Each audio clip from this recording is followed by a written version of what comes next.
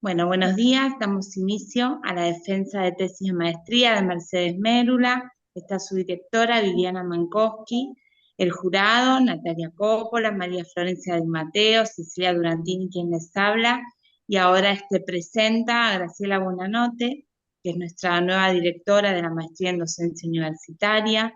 Es doctora en educación, es especialista en tecnologías educativas y asesora de la Facultad de Medicina hace mucho tiempo, así que me sumo a mi rol como jurado y dejo a Graciela en la coordinación. Bien, gracias Cecilia. Bueno, bienvenidos a todos a este encuentro.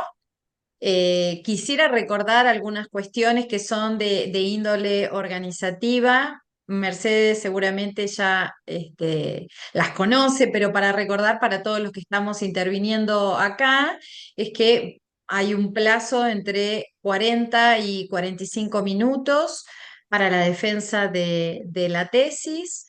Luego vamos a pasar va a haber preguntas, luego hay un intercambio con el jurado, para finalmente el jurado pasar a sala de espera, transcurrido ese tiempo en la defensa, donde van a conversar y debatir un poco sobre cuál iba a ser la nota definitiva, y luego volvemos a ingresar todos en la sala y ahí se va a transmitir el jurado, transmite cuál va a ser la nota y lo que obtuvo y hacer la devolución. ¿M? Un poco en esto va a consistir todo el desarrollo de la defensa de Mercedes Mérula. Así que si quieren, a dar comienzo entonces. Mercedes, si ya estás lista, te voy Sí, a cómo no, permitir, buen si día. querés compartir pantalla, dame un minutito, que voy a permitir, ahí te voy a poner como coanfitrión, así podés compartir si tenés un PowerPoint para que puedas proyectarlo. Perfecto. A ver, ahí está. ¿Se ve bien? Bárbaro, se ve muy bien. Bueno, Bueno, perfecto. perfecto. Doy inicio entonces a la presentación de mi tesis en esta instancia de defensa y primero, antes de comenzar, quisiera agradecer al jurado por su lectura atenta, por las devoluciones que sinceramente han sido muy, muy útiles y muy interesantes para seguir pensando en los temas de mi tesis. Bueno, por supuesto a las autoridades de la maestría y a mi directora, Viviana Mankowski, por su acompañamiento permanente y su escucha atenta y amorosa. Así que bueno, doy inicio. La tesis se llama Las concepciones de los docentes universitarios acerca de la evaluación de los aprendizajes, una indagación sobre las decisiones de los docentes de la Cátedra Introducción a la Economía. Y organicé esta presentación en tres ejes para que sea más clara y para intentar resumir lo que fue este proceso de años en esta presentación. Consideré, en primer lugar, reconstruir el proceso de investigación, la historia natural de la investigación, teniendo en cuenta principalmente los aportes que me ha hecho el jurado a través de sus dictámenes y también destacando, por supuesto, que los hallazgos y aquellos aspectos que fueron abordados en el proceso de investigación, pero que no formaron parte finalmente de la tesis. Entonces inicio con el objetivo general, que ha sido describir y comprender cuáles son las concepciones de los docentes de la Cátedra Introducción a la Economía acerca de la evaluación de los aprendizajes. En principio, el propósito de comprender tuvo que ver con el diseño cualitativo, que relataré un poquito más adelante, y cobró sentido en función de mirar en profundidad y analizar el caso de estudio. Concretamente, los objetivos específicos tuvieron que ver con identificar las características asignadas a la evaluación de los aprendizajes por los docentes, con describir las acciones que los docentes ponen en marcha para evaluar en sus clases, con conocer los fundamentos de las decisiones de los docentes e indagar la influencia de las condiciones institucionales en las decisiones de los docentes relacionadas con la evaluación. Con estos objetivos, el objeto problema tomó forma y se condensó en las concepciones de los docentes sobre la evaluación de los aprendizajes en la universidad, con una pregunta guía que fue ¿cuáles son las concepciones acerca de la evaluación de los aprendizajes que sostienen los docentes de la cátedra en estudio? Acerca de la definición de este objeto problema, como les dije, mi idea en esta presentación es reconstruir un poco cómo fue este proceso, así que organicé en 2 etapas cómo fue la definición del objeto. En principio, una primera etapa un poco más personal que tuvo que ver con la identificación del tema de interés. Yo de base soy licenciada en Ciencias de la Educación de la UBA, de esta casa, y trabajaba durante el cursado de la maestría y actualmente también, y durante la elaboración de la tesis, en un doble rol, como asesora pedagógica y formadora de docentes en universidad, y también como docente en el nivel superior. Entonces, la evaluación de los aprendizajes era, en un punto, un objeto que yo exploraba permanentemente desde la práctica, en la tarea, pero además era objeto de estudio, de reflexión teórica con otros, con colegas, con otros profesionales, desde el rol de asesoría. Entonces, en función de mi tarea profesional, las preguntas, las tensiones y los problemas asociados a la evaluación de los aprendizajes estaban presentes desde mi formación de base. Y se fueron como profundizando con el tiempo y por supuesto con el cursado de la maestría.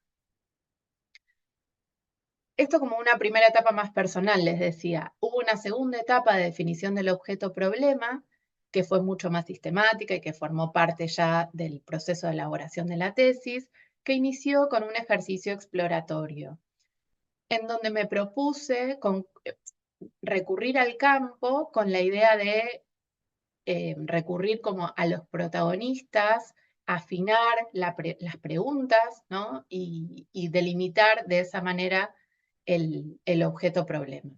Así que construimos un criterio de selección y entrevisté en profundidad a 2 docentes de la universidad que finalmente fue la universidad donde realicé el trabajo de campo. Y en las entrevistas centré la mirada en los modos en que ellas evalúan los aprendizajes de los estudiantes a su cargo.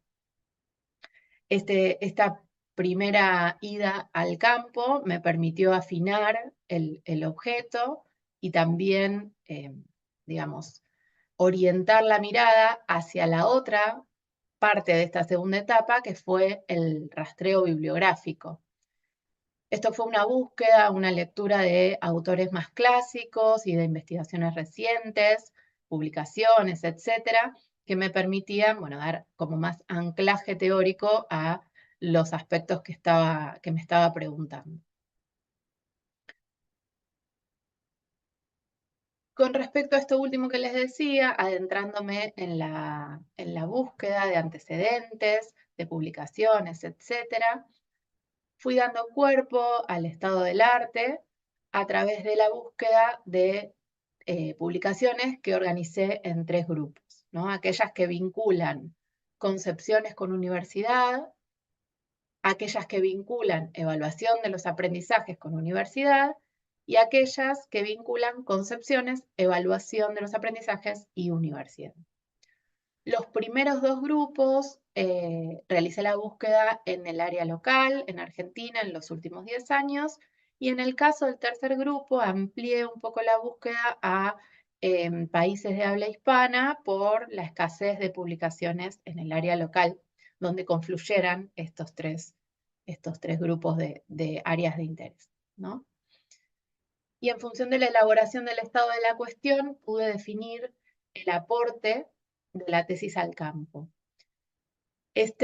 Verán que el desarrollo del aporte está ampliado respecto de lo que leyeron en la tesis, porque en función de uno de los comentarios de los dictámenes, bueno, explicito algunas decisiones que a lo mejor no estuvieron explicitadas en el apartado correspondiente en la tesis.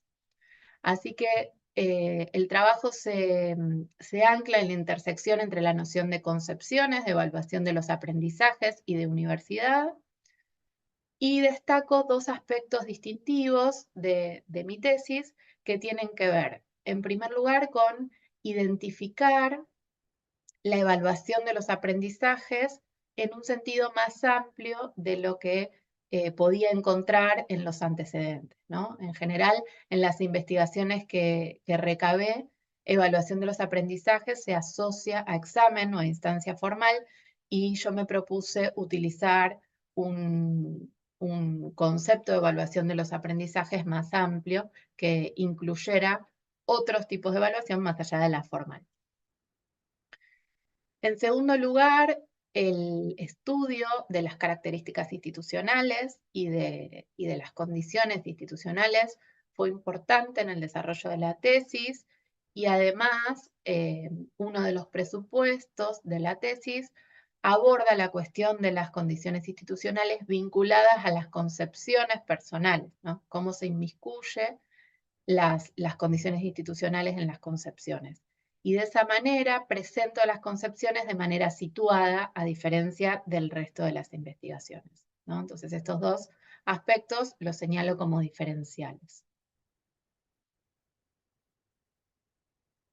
Bueno, para adentrarnos en el marco teórico, decidí incluir aquí dos definiciones operacionales que fueron construidos a partir del relevamiento de las lecturas, de las perspectivas teóricas. En primer lugar, la definición de concepciones de los docentes universitarios sobre la evaluación de los aprendizajes, que fue definida como un sistema complejo de representaciones subjetivas, dinámicas, con un doble origen personal y cultural, que operan de manera implícita en la construcción formal o informal de juicios de valor sobre el aprendizaje de los estudiantes. En segundo lugar, incluí la definición operacional de condiciones institucionales, que refiere a aspectos constitutivos de la institución que dan cuenta de mecanismos externos e internos de control y que se expresan tanto en documentos normativos como en tradiciones y costumbres y en las acciones de los individuos que la componen. Si bien las definiciones operacionales que construimos fueron más, además de estas dos, decidí incluir estas como una representación de las definiciones que fueron faro en la búsqueda de comprensión del objeto. Reconstruyo también un poco lo que fue la construcción del marco teórico, ¿no? En principio, como un primer paso en este proceso, realicé un recorte disciplinar que se fue ajustando a lo largo del proceso de investigación, y en función de la definición de estas lecturas, lo que hice fue estructurarlas en dos dimensiones, porque notaba que un conjunto de estas perspectivas abonaban o colaboraban a pensar en la dimensión personal, en temas que tienen que ver con cómo los docentes, por ejemplo, conciben la evaluación, conciben la enseñanza, conciben la tarea docente, etc. Y otro conjunto de lecturas que tenían más que ver con analizar dimensiones o aspectos institucionales, como por ejemplo, cómo se realiza la organización al interior de la cátedra, cómo se dan las estructuras organizacionales, etc. Entonces, en función de eso, el marco teórico fue estructurado en dos dimensiones, personal e institucional. Y luego al interior de estas dimensiones, en algunos casos lo que hice fue construir categorías que organicen estos enfoques teóricos, ¿no? Para dar un ejemplo, cuando hice el rastreo teórico de concepciones, lo que podía notar era que el trabajo sobre la noción de los autores era de distinto orden, ¿no? Entonces, lo que hice fue construir 3 categorías. Una que tenía que ver con autores que utilizaban el término, pero no lo definían, que denominé autores que usan, otros que definían el término, es decir, lo usaban pero también lo definían, que denominé autores que conceptualizan, y otro conjunto de autores que utilizaban términos asociados, términos complementarios y que me servían para seguir pensando el mismo tema, que denominé autores que aportan. Y de esa manera fui construyendo el apartado del marco teórico. En cuanto al encuadre metodológico, realizamos un diseño cualitativo. Fue un estudio instrumental de casos en términos de stake, el caso fue la cátedra Introducción a la Economía. Sin embargo, como el objeto tiene que ver con las concepciones y las concepciones de evaluación atañen a una cuestión personal, era necesario que la unidad de análisis fuera individual. Por lo tanto, la unidad de análisis fueron los docentes de la cátedra que tienen en común que integran esta cátedra, ¿no? Es decir, docentes universitarios que tienen como aspecto común que integran la cátedra Introducción a la Economía. Respecto de las técnicas de recolección de datos, utilizamos entrevistas en profundidad y observación de clases. Y acá también explico, en función de uno de los comentarios de uno de los dictámenes, cuál fue el uso de estas 2 fuentes que fue diferencial. En principio, utilicé las entrevistas en profundidad para trabajar sobre los discursos y porque el uso de las entrevistas me permitió construir cuestionarios que me orientaran a recabar la información o los datos que estaba buscando. Y en segundo lugar, utilicé la observación de clases en formato video para dar cuenta de las acciones que ponen en juego estos docentes, teniendo en cuenta que en las observaciones de clases solo puedo acceder a la información que naturalmente se da y no aquella que yo necesitaba recabar en función de la definición de objeto. Entonces, las entrevistas en profundidad tuvieron un lugar más protagonista en el trabajo con los datos que en la observación de clase. Y por otro lado, es necesario aclarar que la observación de clase se realizó en formato video porque yo realicé el trabajo de campo durante 2021, que fue periodo de pandemia y las clases se daban en formato virtual. Entonces, la cátedra de Introducción a la Economía, en cada una de sus comisiones de teóricos y de prácticos, grababa las clases y las colgaba. El formato fue video por esta razón. Respecto también de la metodología, quisiera aclarar cómo fue el resguardo de los datos. La denominación Introducción a la Economía es un nombre de fantasía, que lo único que respeta de la denominación real de la cátedra es la disciplina. Economía es la disciplina sobre la que trabaja la cátedra. Luego utilicé seudónimos para referirme a cada uno de los docentes y referencias generales para señalar la pertenencia institucional, ¿no? Hubo referencias generales para la universidad y para la unidad académica. Bien, en cuanto al análisis de los datos, una vez definidas todos los aspectos que desarrollé hasta acá, realicé una primera lectura de acercamiento con la entrevista del profesor titular, que sirvió para identificar aspectos que sobresalían, sorpresas, hallazgos, recurrencias, etc. Y con esa información luego pasar a hacer el mismo trabajo con las entrevistas de los otros docentes. Como conté recién, respecto del uso diferencial de las fuentes de datos, usé en tercer lugar, o como tercer paso aquí sistematizado, la observación de las clases, que dio lugar a un primer nivel de análisis, un análisis especulativo en términos de Goods, que me permitió llegar a las primeras categorías inductivas, ¿no? Primer acercamiento al análisis. Y luego sí vino esta etapa de amasado o de vinculación entre la teoría y la empiria para lograr la construcción de las categorías que forman parte de la tesis, ¿no? Esta construcción de conocimiento inductivo. Y por último, un punto final que resulta arbitrario, porque como les contaré más adelante, hay aspectos que todavía permanecen abiertos, hay preguntas que permanecen, pero bueno, se dio por finalizada esta etapa de trabajo.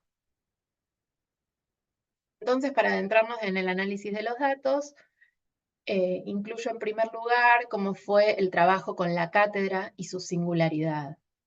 La cátedra de Introducción a la Economía está compuesta por 6 docentes, de los cuales uno es un profesor titular, una es una profesora adjunta, un jefe de trabajos prácticos y 3 ayudantes de primera o auxiliares docentes, que estas 6 personas tienen un recorrido muy distinto entre ellas al interior de la cátedra.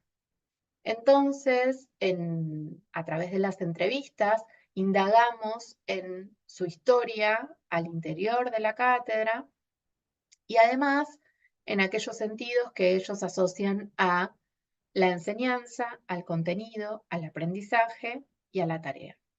Y también, por supuesto, acerca de la evaluación de los aprendizajes, ¿no? Pero esos temas los abordaré un poquito más adelante y se trataron de manera separada, ¿no? En principio, para dar cuenta de la cátedra, trabajamos con estos sentidos. Entonces, en función del trabajo con los datos, de las entrevistas, organizamos 2 categorías, creamos 2 categorías que nos permitió organizar a estos docentes, agrupados en experimentados y novatos. Estos términos que seleccionamos para las categorías no tienen que ver con su experiencia profesional, ni con su experiencia docente, ni con su edad, sino con su recorrido, como mencioné, por la cátedra, ¿no? Y a estos rasgos particulares de cada docente los denominamos configuraciones docentes. Entonces alcanzamos cierto nivel de sistematización de las 2 categorías, de novatos y de experimentados, y en algunos casos fue necesario identificar las diferencias personales al interior de la categoría, ¿no? En el caso de los experimentados. Bien. En cuanto a las categorías respecto de la evaluación, construimos 3 categorías acerca de las concepciones de estos docentes vinculadas con la evaluación de los aprendizajes. La primera de ellas la denominamos concepciones asociadas al control y se centra en una perspectiva que pone mucho más foco en la evaluación formal, que atiende a los exámenes parciales y finales con mucho énfasis en una lógica certificativa, que también pone interés en la calificación, en las escalas, etc., y que presenta los resultados en términos dicotómicos, ¿no? En términos de correcto o incorrecto, sabe, no sabe, bien, mal, etc. Una segunda categoría de concepciones la denominamos concepciones asociadas al aprendizaje, y si bien presenta esta categoría interés por las evaluaciones formales, también presenta presenta la búsqueda de indicios de aprendizaje, ¿no? A través de la evaluación informal. Es decir, crean otras instancias donde relevan información acerca de cómo vienen aprendiendo los estudiantes con el foco puesto en el aprendizaje. Y por supuesto, una lógica más formativa, interesada por los saberes existentes. Y en tercer lugar, creamos una categoría denominada concepciones oscilantes, que tuvo que ver con el análisis de los rasgos personales, particulares y la configuración docente del profesor titular. El profesor titular presentaba rasgos tanto de las concepciones asociadas al control como de las concepciones asociadas al aprendizaje.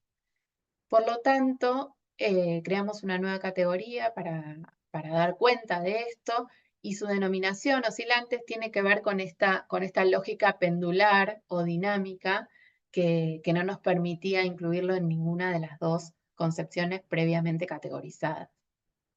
Y creemos que esta característica oscilante tiene que ver con el origen de toda concepción, que es un origen personal y cultural, y el recorrido de este docente presenta experiencias de vida y una huella de formación, ¿no? en teorías didácticas y pedagógicas que dan cuenta de ambas concepciones asociadas al control y al aprendizaje. Bueno, y una vez construidas estas tres categorías, nos preguntábamos cómo se negocian estas concepciones diferentes al interior de una cátedra conformada por 6 docentes. Y en función de esta pregunta, trabajamos con la noción de autoridad y pusimos en perspectiva la lógica jerárquica que se lleva adelante al interior de esta cátedra.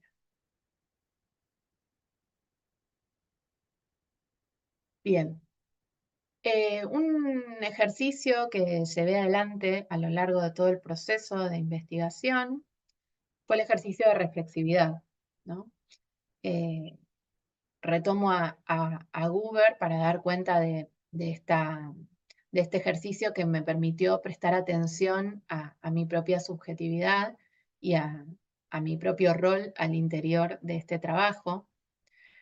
Y como digo, el ejercicio de reflexividad fue permanente, fueron muchos años, pero destaqué en este apartado 3 aspectos que a lo mejor son de los más notables o resaltados respecto de lo que pude ver a través del ejercicio de reflexividad, ¿no? Entonces destaco 3 cuestiones. La primera tuvo que ver con que interpreté que estaba en un punto idealizando la figura del profesor titular a partir de los primeros intercambios, estaba haciendo como una interpretación sobre sus características personales que no era tal, y a lo largo del proceso de trabajo con los datos y del ejercicio de reflexividad, pude ver que, como todo sujeto, encontraba contradicciones, ¿no? Y que esa idealización iba desvaneciéndose un poco. En segundo lugar, una tendencia a una caracterización estereotipada de la información. Me encontré en un punto forzando los datos en una primera etapa para lograr categorías dicotómicas permanentemente, y solo a partir de poder ver que estaba en esta tendencia, pude encontrar matices, sutilezas, etc. Y por otro lado, identifiqué grandes preconceptos que estaban anclados en mi propia experiencia de vida como docente y como estudiante, particularmente cuando observaba lo grupal en la cátedra y mis expectativas, ¿no? De lo que una cátedra debe ser o de lo que una cátedra es desde la mirada estudiantil o desde la mirada de colega. Entonces, traigo tres modos que me ayudaron a llevar adelante este ejercicio de reflexividad, que todos tuvieron que ver con tomar distancia, ¿no? En principio, tomar distancia temporal, porque como les dije, yo realicé la tesis mientras trabajaba, entonces esto a lo mejor hizo que fuera más lento el proceso de elaboración de la tesis, pero también me permitía llevarme puestas las preocupaciones, las preguntas, etcétera, y conversarlas o trabajarlas o seguir pensándolas y volver con otra perspectiva, con otra mirada a ver los datos. Y además la escritura, ¿no? El registro permanente de impresiones, reflexiones, etcétera, que colabora también en un punto objetivar lo que está sucediendo. Pero fundamentalmente en la conversación, en el intercambio, el trabajo con un tercero, que en este caso es fundamentalmente mi directora, sumó a poder poner en perspectiva cuánto de mi subjetividad se estaba incluyendo en la investigación. E incluí acá algo que no está presente en el desarrollo de la tesis y que también lo pensé gracias a uno de los aportes de los dictámenes, que tiene que ver con pensar cómo contribuyó en mi propio aprendizaje el ejercicio de la reflexividad, ¿no? Y bueno, en principio me permite tomar distancia de la autorreferencia, de la referencia propia a la propia vida, a la propia experiencia, etcétera, que es algo que puede suceder, y a mí particularmente me sucedió durante el proceso de tesis y en otros ámbitos también, ¿no? Entonces es interesante poder verlo a través del ejercicio de reflexividad y trasladarlo a otros campos. Además, me permitió introducir nuevos puntos de vista, enriquecer la mirada, trabajar desde otras perspectivas y, como consecuencia, lograr acercarme un poco más a alcanzar la comprensión del objeto, ¿no? Que hubiera sido mucho más difícil desde una mirada tan sesgada. Bueno, y pasando ya a las conclusiones, presenté las conclusiones a través de un término, el término del encuentro, que funciona como metáfora y también funciona como categoría. Ustedes saben que organicé la conclusión en 3 niveles de encuentro y el primero de ellos fue en un punto reformulado, repensado, y hay algunos aspectos más explicitados también en función de uno de los aportes de los dictámenes. El primero de los niveles de encuentro articula a los individuos, es decir, a los docentes universitarios, con el entorno, ¿no? Y entonces ahí diferenciamos las concepciones asociadas al control, que prestan atención y defienden la normativa de la institución, particularmente el plan de estudios y las regulaciones de los exámenes parciales y finales, y ponen el interés en esas instancias de evaluación formal y de prescripción, ¿no? En cambio, las concepciones asociadas al aprendizaje, si bien atienden a la normativa de la institución, dan cuenta de el ejercicio de su libertad en los márgenes que esta normativa les habilita. En un segundo nivel de encuentro, presentamos la articulación entre evaluadores y evaluados, o lo que en este caso es lo mismo, docentes y estudiantes. Y acá utilizamos las evaluaciones informales como punto de entrada para analizar este encuentro. En el caso de las concepciones asociadas al control, el énfasis está puesto en la evaluación formal, como ya dije varias veces, así que las evaluaciones informales casi no existen, y cuando hay algún indicio de evaluación informal, tiene que ver con la preparación de los estudiantes para las instancias formales, ¿no? Como una práctica. En cambio, en el caso de las concepciones asociadas al aprendizaje, las evaluaciones informales están presentes y tienen por propósito dar cuenta de cómo los estudiantes piensan el contenido e indagar acerca de indicios de aprendizaje. Las estrategias de evaluaciones informales son diversas, aparece el humor, aparece la interpelación directa, aparece el ejercicio con errores, etc. ¿no? Un tercer nivel de encuentro tiene que ver con la articulación entre concepciones y acción, y ahí también como punto de entrada señalamos la corrección como un espacio de creación personal, ¿no? Pareciera ser que es en el momento de la corrección cuando aparecen los rasgos y las configuraciones de los docentes. Entonces, en las concepciones asociadas al control, la corrección aparece como un momento de devolución de una calificación, en algunos casos asociados a la marca de errores y aciertos con una mirada retrospectiva, ¿no? Hacia atrás. Y en el caso de las concepciones asociadas al aprendizaje, el momento de la corrección es un momento creativo a donde se devuelven calificaciones, pero se acompañan de comentarios o se resguarda esa información para ser trabajada durante la clase y retomada para el trabajo con errores, ¿no? En función de estos 3 niveles, cerrando las conclusiones, surge un último nivel de encuentro, que es el encuentro que cada docente realiza con la evaluación, ¿no? La articulación entre cada docente y la evaluación. Y aquí señalamos la corrección como este momento creativo del que venía hablando, y como el entrecruzamiento entre la dimensión institucional y la dimensión personal, ¿no? Allí donde es posible crear más allá de las limitaciones existentes. Entonces la corrección la caracterizamos como una obra del docente, como una creación única y particular, y aquí en esto de la creación y de la obra hay todo un desarrollo acerca del docente como artesano que no formó parte de la tesis, pero que fue realizado en el marco de este trabajo. Pareciera que el espacio del momento de corrección se resiste a todos los límites, digamos, que ahí es posible crear y desplegar todos los rasgos personales. Se presenta como un intersticio de libertad, como un margen de autonomía, donde se puede crear. Además, lo presentamos el momento de corrección como singular y como diversa, en tanto cada corrección pertenece a un grupo de estudiantes, aun cuando el docente sea el mismo para distintos grupos, ¿no? Esa corrección es singular para ese grupo y es diversa en cada grupo. Y por último, es privada del aula.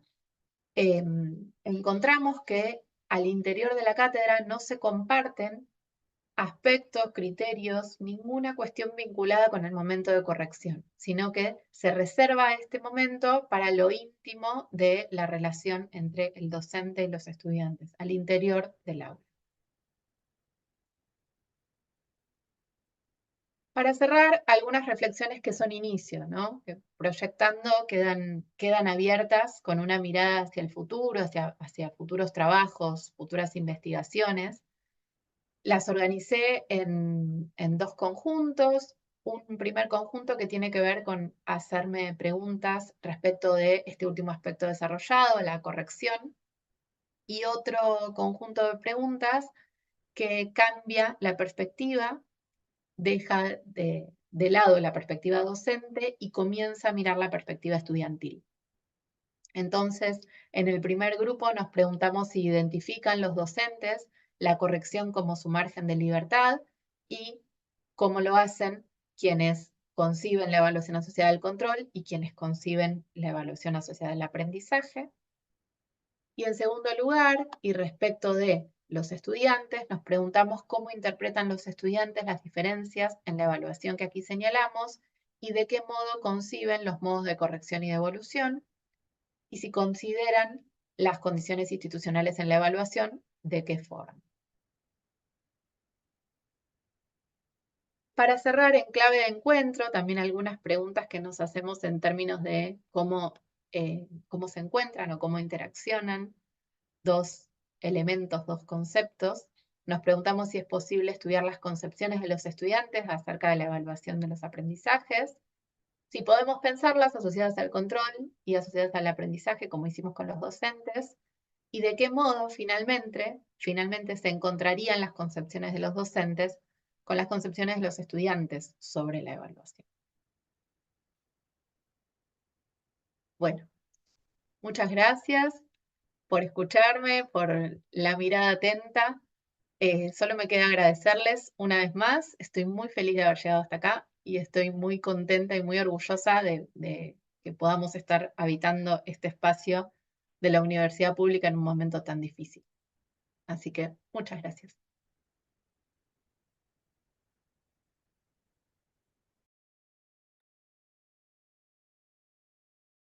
Gracias, Mercedes. Bueno, excelente. No sé, ahora pasamos al debate, si hay preguntas del jurado.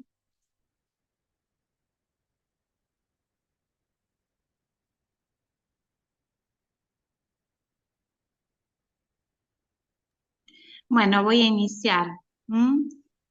El, eh, en primer lugar, también celebrando este espacio en la Universidad de Buenos Aires, poder sostenerlo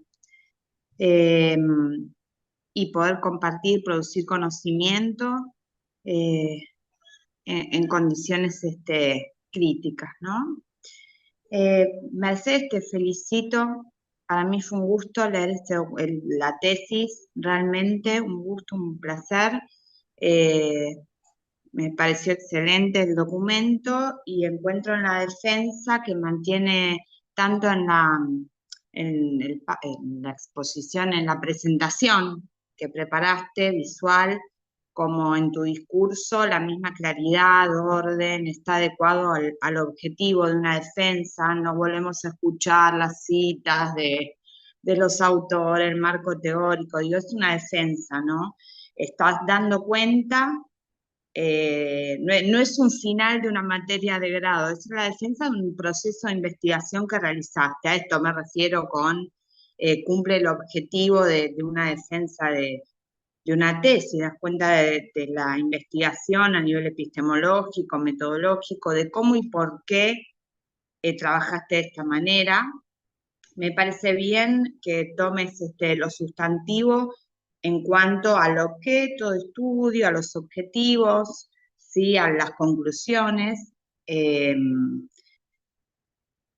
y la cuestión que después quisiera detenerme un segundito sería en las cuestiones que responden más a las inquietudes o a lo que como jurado me parece interesante reflexionar con vos en la instancia de defensa oral, que tienen que ver sobre el ejercicio de la reflexividad, lo que has comentado, a mí me parece interesante, los instrumentos que comentaste y cuál fue su uso, ¿no? Y lo que compartís específicamente, para que no quede específicamente sobre esto de aquello que te permitió en concreto, desde la singularidad, ¿no? El deber ser de una cátedra, esto que comentaste, como ejemplos puntuales, singulares de tu investigación en cuanto al doble rol y qué te permitió ese doble rol, tanto la mediación de los terceros ocupados por la directora como por colegas, para que no quede en una cuestión general, ¿no? Bueno, sí, sirve para tomar distancia, está bien, ¿no? Eso lo encontramos en muchos libros sobre los ejercicios, para qué sirven, pero ¿qué implicó esto en tu caso? ¿Cómo podemos advertir que esto te permitió tomar distancia? Y me parece que de esta manera, para mí lo pudiste responder.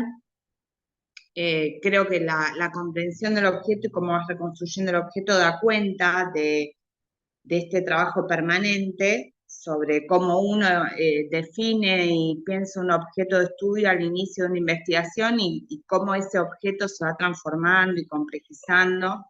eh, y uno mira tal vez su proyecto o su plan inicial y dice, casi no lo puede decir, bueno, qué barbaridad, cómo lo fui reconstruyendo, ¿no? Cómo lo pensaba así, cómo lo pensaba tan plano. Me parece que eso es muy interesante y es algo fascinante en la investigación. También me parece interesante en ese sentido que las reflexiones para un nuevo inicio eh, vayan dando cuenta como de un proceso y esta categoría de encuentro la retomes para pensar el encuentro entre concepciones de los docentes y de los estudiantes acerca de la evaluación, porque me parece que en ese ruido, en ese malentendido, hay una clave para la didáctica, ¿no? Para la enseñanza. Eh, y cuando en mi caso yo te señalaba esto de ver, bueno, lo institucional como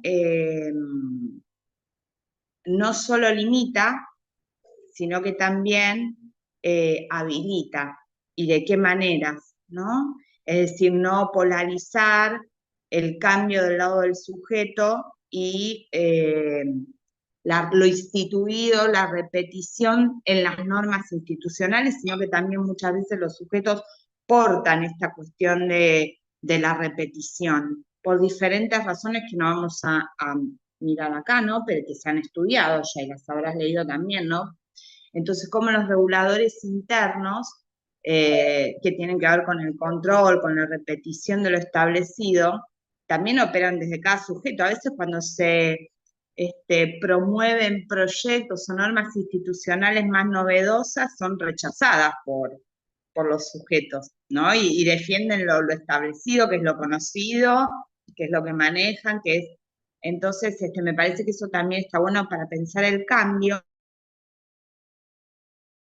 Es así, o apuntabas a esto, ¿qué podrías compartir? Ese sería el intercambio. ¿Qué podrías compartir, sobre todo en esos términos, ¿no? Acerca de esto que planteaste con respecto a la corrección, en términos de que es el lugar, ¿no?, donde los docentes encuentran inserticios, márgenes, donde desplegar su creatividad. En el sentido de que es algo que la norma permite. Digo, la norma no solo prohíbe y te habilita a lo que está sancionado, sino que en eso que no dice, es la norma la que te está diciendo, bueno, porque la norma la escriben los sujetos, no, bueno, esto no lo normemos.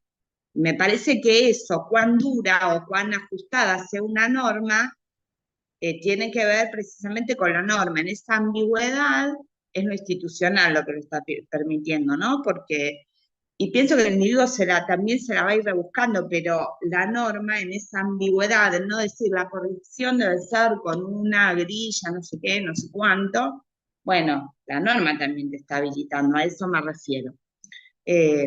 Muchas gracias, Mercedes, y felicitaciones a la directora también, ¿eh? Se advierte ese acompañamiento totalmente. Bueno, gracias, Cecilia. En un momento, yo no sé si fue mi conexión, pero se me cortó un poquito justo cuando estabas pidiéndome lo que querías o la pregunta que querías, o que amplíe un poco. Em, pero sí, vos decime si te respondo o no, porque fue justo ese momento, pero sí me gustaría indicar que los comentarios de los dictámenes me ayudaron a volver a estos aspectos de lo institucional y de volver a pensar, bueno, la misma preparación de la instancia de defensa me llevó a volver a pensar en todas estas reflexiones y conclusiones a las que arribamos con respecto a el momento de corrección y el margen de libertad.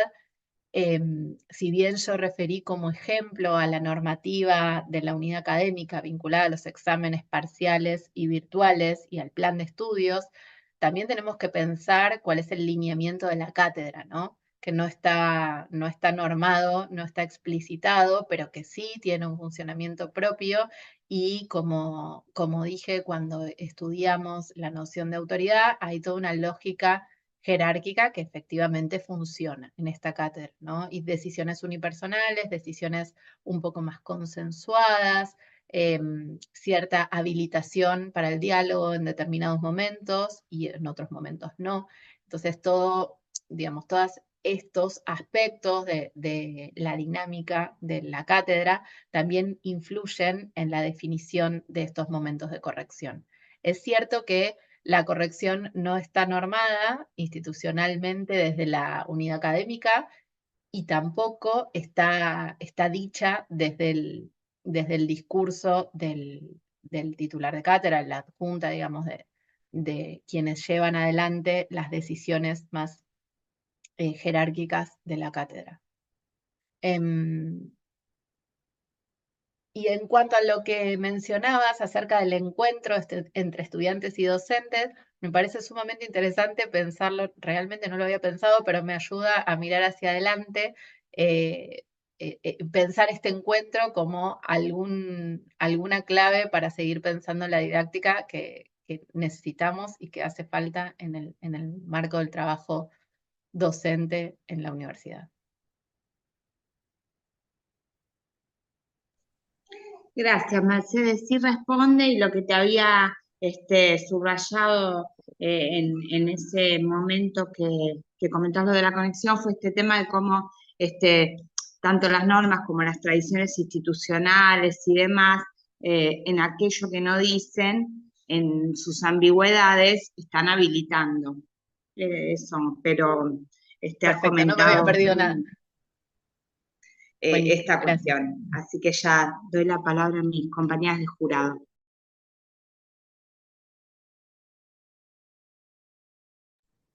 Florencia, ¿querés vos? Dale.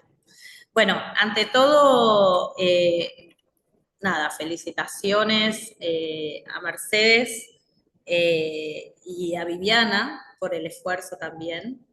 Eh, Realmente fue un placer leer tu tesis.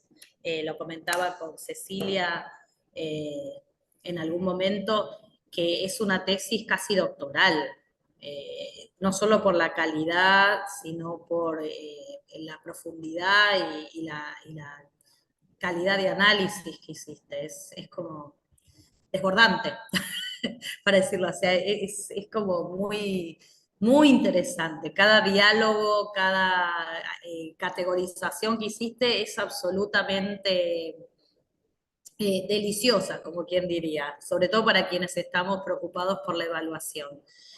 Yo tengo solo un consejo, ahora ya estás aprobado y todo, pero ojo con las publicaciones previas a la tesis, solo eso como consejo, porque bueno, se pueden llegar a vincular y nada, ya, por lo inédito, pero es deliciosa la tesis. Y otro tema que a mí también en la línea de lo que Cecilia decía, hasta dónde lo institucional facilita o acompaña la posibilidad de hacer otras cosas. Y esto en algún sentido lo respondiste. Y sinceramente, la parte metodológica es impecable, impecable. Yo estoy enamorada de tu tesis, así te digo. O sea, es muy difícil, puede ser absolutamente subjetiva, porque es muy poquito lo que podría aportar desde las observaciones y desde el lugar de jurado. La leí con ganas, con gusto. Tal vez abundaba alguna información que uno podría decir, bueno, no era necesaria, pero ya nos ponemos en la situación de exquisitez. Sí me gustaría, ya le contestaste a Cecilia, pues mi pregunta tenía que ver con esto, cómo la institución acompaña la posibilidad de hacer otras cosas o de repensar otras cosas, más allá de la libertad de cátedra de poder repensarlo, ¿no? Así que mi aporte es eso, felicitarte, realmente no tengo mucho más, y agradecerte por, bueno, y agradecerte por el aporte. Y nada, Vivi, así, genial. Gracias. Muchas gracias por los comentarios y por la devolución del dictamen.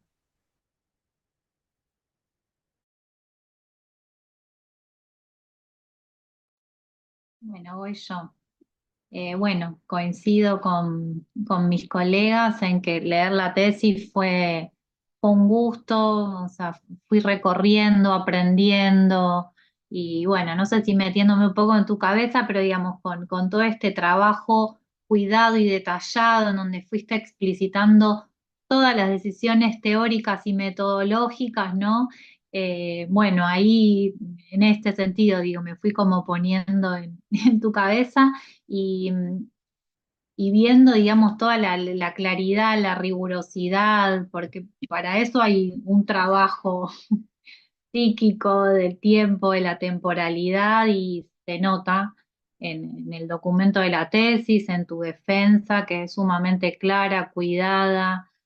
Bueno, lo puse en el dictamen y acá, bueno, coincido con las colegas y bueno, esa explicitación de las distintas decisiones muestran tu formación como investigadora y por supuesto que también te animo a continuar con el doctorado, ¿no? En la línea de lo que dice Natalia y como aprovechar todo este trabajo que ya forma parte de tu modo de construir la investigación. Eh, bueno, me anoté un montón de cosas para seguir charlando, de como un montón de aportes, ¿no? Para el campo y para quienes se están formando también en la investigación. Creo que es un aporte ahí también, este trabajo cuidado, que muchas veces en la metodología nos dicen, bueno, clasificar los antecedentes, clasificar el marco teórico. Vos fuiste ahí armando tus propios grupos propios, ¿no? Y se nota que es una construcción personal, bueno, institucional, pero digamos que es tuya propia y bueno, el marco teórico, ¿no? Esta clasificación las concepciones que aportan, que usan, que conceptualizan, desde la psicología cognitiva y desde la didáctica constructivista y cognitiva, pero fuiste más allá de eso, ¿no? Porque a veces parece cuando se habla de representaciones, eso es lo primero que aparece, pero vos fuiste más allá. No sé si en un sentido de multireferencialidad yo me animé a decir, porque vos tomaste aporte de distintas disciplinas, con foco y con un piso fuerte ahí en la psicología cognitiva y constructivista, pero fuiste mucho más allá, desde el marco teórico y desde el análisis. Así que eso es, bueno, fue muy lindo, ¿no? Leer todos esos entrecruzamientos. Eh, y después, bueno, no sé, para charlar en otros espacios o bueno, que sigas publicando, por supuesto. Por ahí dos cosas, ¿no? Para pensar así en la charla. Desde lo metodológico, el trabajo con el análisis de las observaciones, ¿no?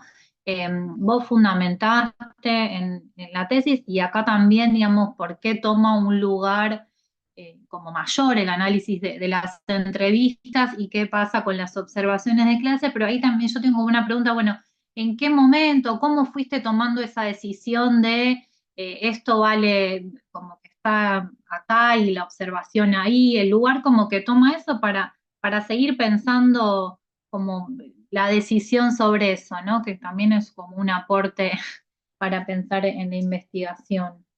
Y lo otro, bueno, un poco también en la línea de lo que decía Ceci, ya yendo a la categoría y cómo vos haces esa caracterización de la corrección desde lo singular, desde lo creativo, cómo, bueno, qué características va asumiendo y qué intersticios van apareciendo ahí en la corrección y como en esa tensión, bueno, el control, no sé, que es una ilusión, es una búsqueda, ¿no? Como para pensar estas cuestiones. eh, bueno, nada, como para seguir pensando, ¿no? Como cuando uno habla de evaluación en la literatura o bueno, los resultados, aparece siempre fuerte la idea de control y bueno, en esas tensiones, en esos movimientos con la autonomía, con lo singular, ¿no? Y pensar como la relación entre la cátedra o los planes de estudio como instituciones externas y bueno, y la clase, el espacio de uno, de lo personal, eh, con instituciones internas, que como qué relaciones aparecen ahí. Bueno, para charlar y bueno, felicitaciones a las dos, la verdad, hermoso eh, escuchar y bueno, y hay gente que ya está esperando tu defensa, que me hablaron de concepciones de evaluación, digo, y esperá la defensa de la tesis de Mercedes que, que te va a ayudar un montón. Así que bueno, felicitaciones. Muchas gracias, muchas gracias, muchas gracias. Me pone muy contenta recibir estos comentarios realmente. Porque fue un proceso muy largo, muy trabajoso, muy lindo, pero a la vez se lleva un poco la vida de uno. Eh, bueno, dando algún acercamiento a respuestas a estas cuestiones respecto de lo metodológico y del análisis de las observaciones de clases, la verdad es que yo no podría precisar en qué momento decidí o tomé la decisión de darles un lugar secundario a las observaciones respecto de las entrevistas. Creo que eso también se fue modificando a lo largo del trabajo. En principio sí sabía que a través de la entrevista yo iba a poder indagar, bueno, como más particularmente en los aspectos de mi interés o en los aspectos vinculados con el objeto, ¿no? Entonces, bueno, en principio esa primera certeza me hizo pensar en que las entrevistas iban a ser la fuente principal. Pero además, lo que sucede con los distintos momentos que integran la evaluación y sobre todo la evaluación informal es que no sabemos cuándo suceden ni cómo suceden y muchas veces suceden como desbordando la clase. Entonces, la grabación de la clase era solamente una pequeña ventana abierta a la realidad de ese docente y de ese grupo, etc. Por lo tanto, como uno de los presupuestos es que la evaluación informal desborda lo que allí vemos, le damos un lugar secundario. Pero por otro lado, no podía obviar las observaciones porque las concepciones, en la mayoría de los casos, son difícilmente comunicables, ¿no? Están codificadas y podemos terminar de comprenderlas o acercarnos a la comprensión a través de la acción. Por lo tanto, era necesario ver la acción. Ahora, la pregunta es, ¿qué acción? ¿La clase, una explicación, una devolución, un examen? Por otra parte, esta materia, los exámenes parciales y finales son exámenes teóricos, por lo tanto tampoco iba a haber demasiado intercambio para ver ahí, mucho menos en formato virtual. Entonces, la influencia de todos estos distintos aspectos me llevó a ir como ponderando el uso de una y otra fuente. La verdad es que las entrevistas, bueno, ustedes las vieron, fueron sumamente ricas, y eso tuvo que ver con los sujetos entrevistados. Fueron muy ricas en detalles, en aspectos respecto de lo cotidiano del trabajo con los estudiantes, y me dieron mucha información para ahondar, por eso la extensión también. Eso por un lado. Y respecto de la corrección y de todo lo que abre, bueno, esto de este señalamiento de la corrección como un momento de creación, lo veo también como uno de los, al menos para mí, uno de los hallazgos de este proceso. Entonces, no tengo muchas más respuestas respecto a esto. Me parece que es una apertura a pensar ese momento, y a seguir pensando la evaluación como una práctica humana, ¿no? Más allá de la normativa, de la lógica institucional y las regulaciones, y los aspectos formales, seguir pensando el lugar del docente en el diseño y en la puesta en práctica de esas instancias de evaluación y de esos intercambios, ¿no? Insisto una vez más que pensemos, también este momento de corrección, no teniendo como idea la evaluación igual a examen, sino pensando en la evaluación más en sentido amplio. Así que creo que es un espacio y una idea para seguir profundizando, solamente una apertura. Una cosita, ¿no? O ver si podemos como construir otra forma, ¿no? De referirnos a la corrección por todo lo que connota y está significado, ¿no? Teniendo en cuenta esto que vos decís y todas esas aperturas, podremos crear otra categoría. Sería muy lindo. Sí, cambiaría los usos, ¿no? También. Interesante. Sentidos y usos. Nos pones en un desafío, Florencia, ¿eh? Vamos a tener que aplicarlo ahora porque estamos, en verdad, claro, no dejamos de estar evaluando, estamos todas encantadas, pero te vamos a tener que evaluar, así que vamos a seguir un uso tradicional. Claro. Así Sí, que bueno. es cierto esto, Natalia, lo que decís. Si a ustedes les parece y están de acuerdo, a no ser que Viviana quieras hacer algún comentario, no sé, ¿querés que te dé la palabra, Viviana? ¿Querés hacer algún comentario? Muy breve, muy breve. No, nomás decir que las felicitaciones son para Mercedes.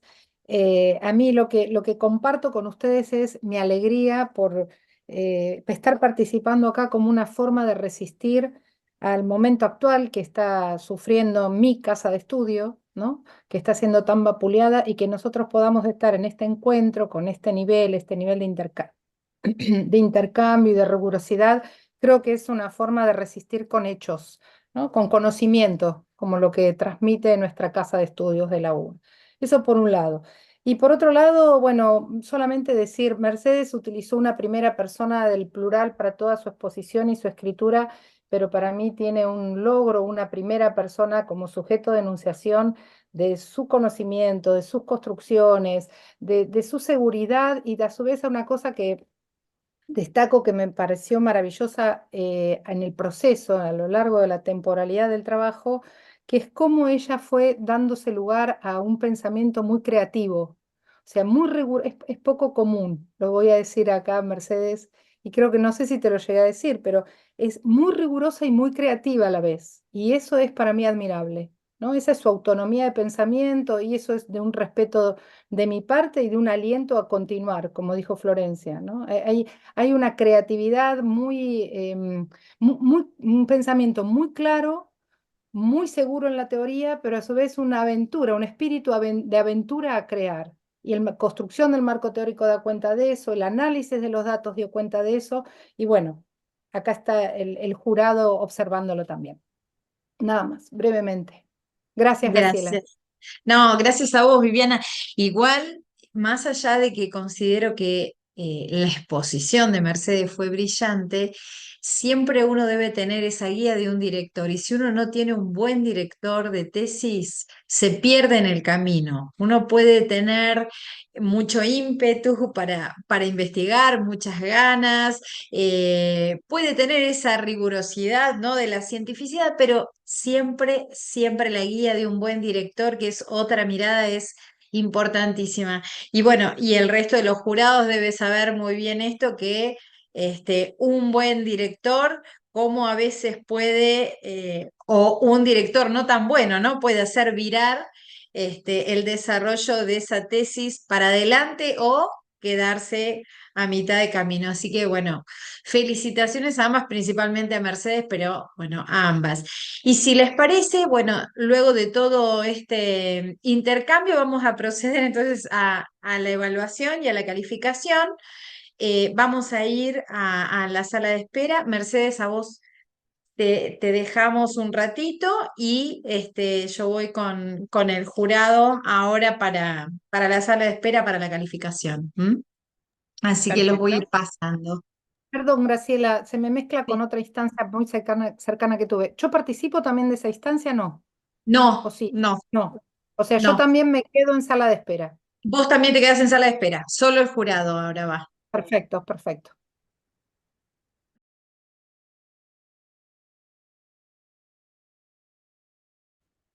Buenos Aires, miércoles 10 de abril. Relevancia del tema y precisión en el planteo del problema. La tesis es relevante para el campo de estudio de la evaluación de los aprendizajes en la universidad. El planteo es preciso y se fundamenta de forma rigurosa. Consistencia entre el problema, el enfoque y las estrategias metodológicas y las perspectivas teóricas de la investigación. El problema se fundamenta de forma amplia y desde distintas dimensiones, epistemológica, teórica y metodológica. Esto se desarrolla, a su vez, en el documento de tesis y en la defensa oral.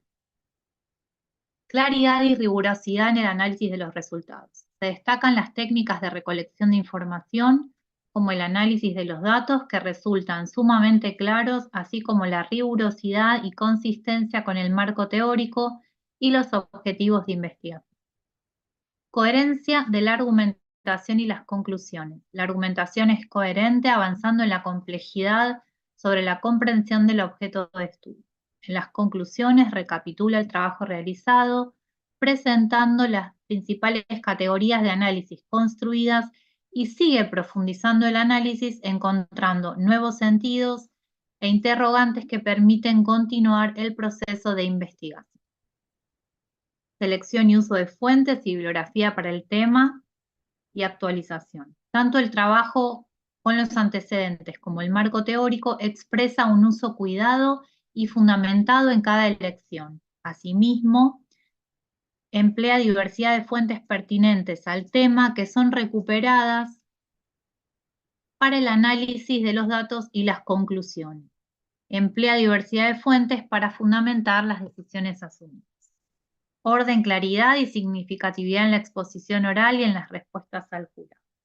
Ha logrado responder a los interrogantes del jurado, generando un intercambio reflexivo y significativo de apertura a partir del análisis continuo de los datos, lo cual permite seguir desarrollando investigaciones en su línea de interés.